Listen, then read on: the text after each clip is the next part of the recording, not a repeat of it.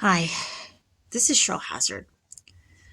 So, I found an article that was talking about people who have highly sensitive perception and how they could be considered narcissistic because they easily get overwhelmed and stressed and then they can't handle things and then be there for other people.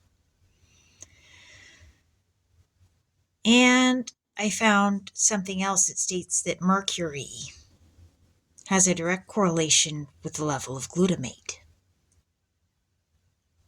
And HSPs don't get rid of the mercury well. NAC helps reduce mercury levels and creates glutathione.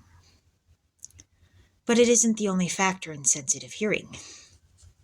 For example, I found out a candida infection can participate in that, and low vitamin A levels affect the hearing.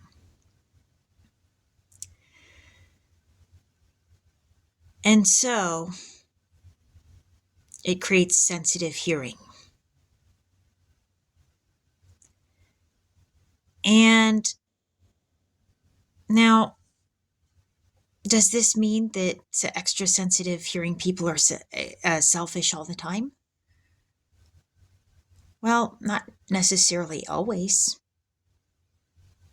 When I was with my great nieces, I knew her, Kirsten, and it was the 4th of July.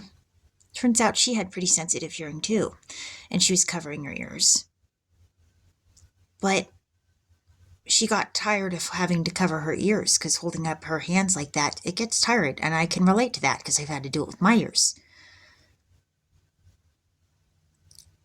But I covered her ears when she was sitting on my lap with sensitive ears.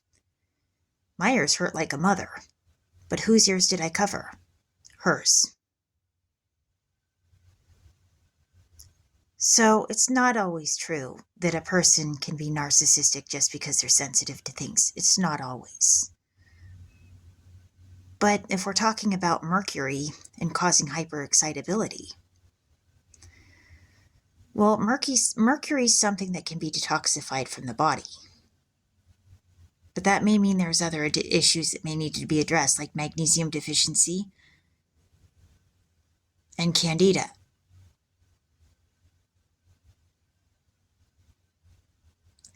But that means that they're judging somebody based on possible health issues that's creating instead of looking at the problem.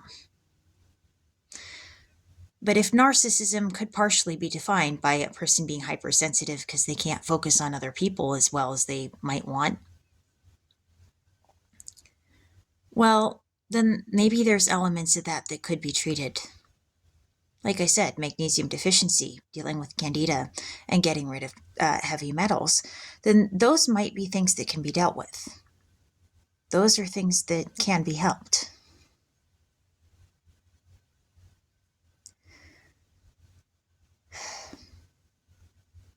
But you're judging a person based on their sensitivities. And what about being able to show somebody compassion when they're overwhelmed instead of just judging them? You're calling a person narcissistic who's overwhelmed. They're stressed out and you can't have any compassion for them. The world expects us to constantly kiss other people's butt and take care of them. But they can't show any compassion for us when we're overloaded, when we're overwhelmed, when we're stressed out.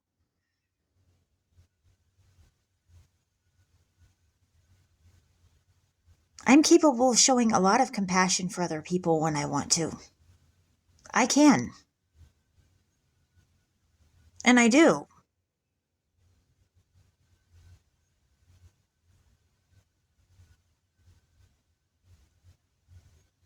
So yeah, I'm here to educate you. And I will educate you as much as I can. People want empathy when they're about to have a mental breakdown. When they've got depression, when they've got anxiety, when they're hurting, when they've lost a loved one, when they're overwhelmed, when life is throwing the crap at them. But what about showing it to the person who has Asperger's because they get a lot of crap being thrown at them?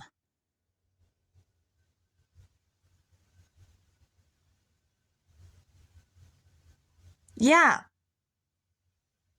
I want to educate the audience about this Because obviously some people do need an education, quite the education. And I'm going to give one.